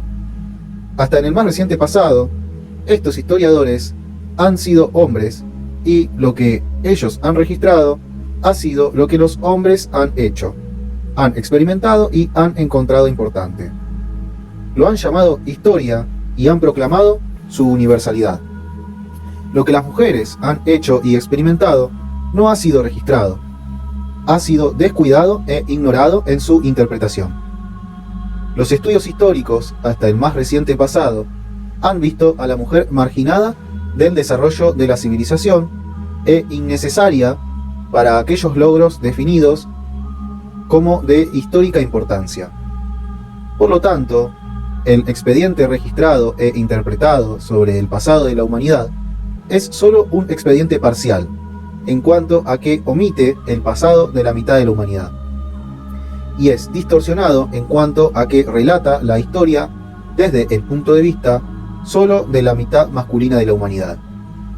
Para contradecir este argumento, se dice que grandes grupos de hombres, posiblemente la mayoría, han sido también eliminados del registro histórico, a través de las interpretaciones prejuiciadas de intelectuales que representan la preocupación de pequeñas élites gobernantes. Un error no cancela a otro. Un error no cancela a otro. Ambos errores conceptuales requieren ser corregidos. Sin embargo, hay una diferencia entre ambos errores. A medida que los antiguos grupos subordinados, tales como campesinos, esclavos, proletarios, se han elevado a posiciones de poder, o al menos han sido incluidos en el discurso de poder, en el discurso del poder. Sus experiencias han llegado a formar parte del expediente histórico. Esto es, las experiencias de los hombres de esos grupos, porque las mujeres fueron, como siempre, excluidas. El punto es que tanto los hombres como las mujeres han sufrido discriminación según su grupo, pero ningún hombre ha sido excluido del expediente histórico a causa de su sexo, mientras que todas las mujeres lo han sido a causa del suyo.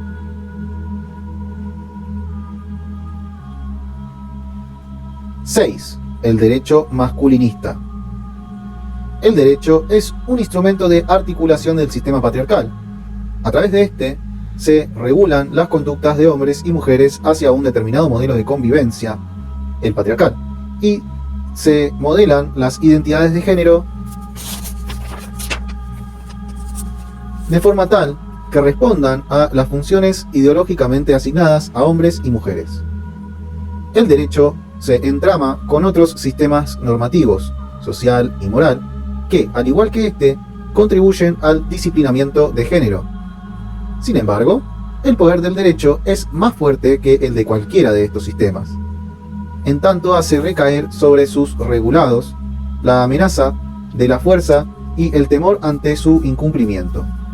Además, este sistema de normas contiene en sí misma sus propias reglas de legitimación, las que consolidan el poder de quienes son, en definitiva, los sujetos creadores del derecho, los hombres. El derecho prescribe, norma o regula, disciplinando a hombres y mujeres de forma diferenciada o desigual. En el caso de las mujeres, el derecho les fija un modelo de identidad única y legitima su sometimiento al varón, En una primera etapa histórica del derecho, otorgaba explícitamente el poder casi absoluto a los varones sobre las mujeres en el campo de las relaciones sexuales, sociales y económicas. El acceso sexual exclusivo del amo dueño a su objeto sexual, la mujer, la penalización severa del adulterio de la mujer, el castigo a la negativa a la procreación y el aborto, la mutilación de genitales femeninos, la prohibición de circulación o desplazamiento a las mujeres, la monogamia unilateral, la obligación de seguir a su amo dueño a donde éste fuera, la pérdida del apellido cuando pasa a ser propiedad de un varón, la imposibilidad de administrar o representar intereses propios o de terceros, fue mantenido gracias a un alto sistema de violencia institucionalizada que imprimió duros castigos a las mujeres por su independencia personal, fuera social, económica o sexual. Este ámbito de violencia se proyectó hacia todas las esferas de la convivencia, en tanto había que mantener los privilegios de la dominación, lo que se expresó en el ámbito público con guerras, torturas y ejecuciones.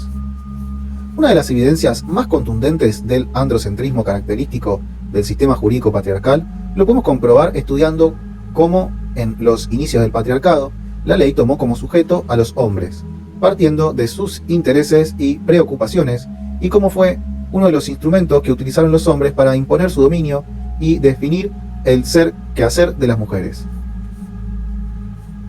El esposo tiene ciertos derechos sobre la mujer. Puede reducirla a servidumbre en casa de un acreedor. Si una mujer de conducta desordenada y mala, ama de casa, desatiende a su marido, éste puede escoger: primero, repudiarla ante un tribunal, sin derecho a indemnización, o declarar al juez que no la quiere repudiar, quedando entonces como esclava. En los dos casos le es lícito al marido contraer nuevo matrimonio. Regla 148. Durante su infancia, una mujer debe depender de su padre durante su juventud. Depende de su marido si ha muerto su marido, de sus hijos. Si no tiene hijos, de los próximos parientes de su marido y en su efecto de los de su padre, si no tiene parientes paternos, del soberano. Una mujer no debe nunca gobernarse a su antojo. Regla 150. Debe estar siempre de buen humor, manejar diestramente los asuntos de la casa, conservar con la mayor diligencia los utensilios domésticos y no excederse en los gastos. ¿De dónde sale esto? Regla 154. Aunque sea censurable la conducta de su marido, aunque se dé a otros amores y esté desprovisto de buenas cualidades, debe la mujer reverenciarlo constantemente como a un dios. Estas son las leyes de Manú. No sé qué mierda será.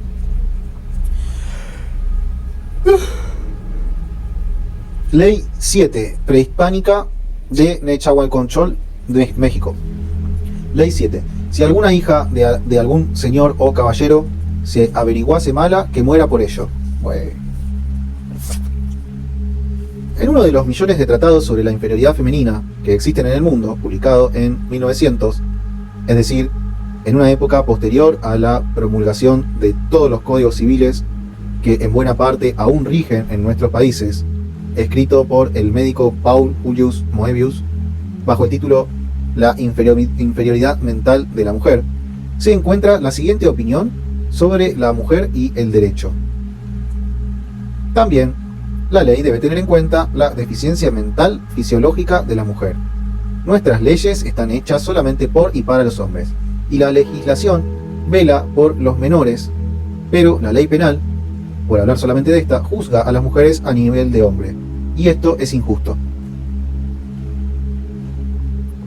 Y aunque el autor afirma que las mujeres deben ser tratadas diferentemente porque son inferiores, con lo que no estoy de acuerdo, sí señala algo que nadie le objetó en esa época por evidente, y es el hecho de que las leyes son hechas por y para los hombres. Es en una segunda etapa histórica, y cuando el proceso de domesticación de las mujeres ya había producido sus frutos, que el derecho conjuga un método de regulación específica hacia la mujer con uno neutral, supuestamente dirigido a todos y todas por igual, al sujeto universal. Así, tanto el reconocimiento jurídico del principio político de la igualdad y la neutralidad del derecho como método de regulación actual han ocultado una verdad que se mantiene cierta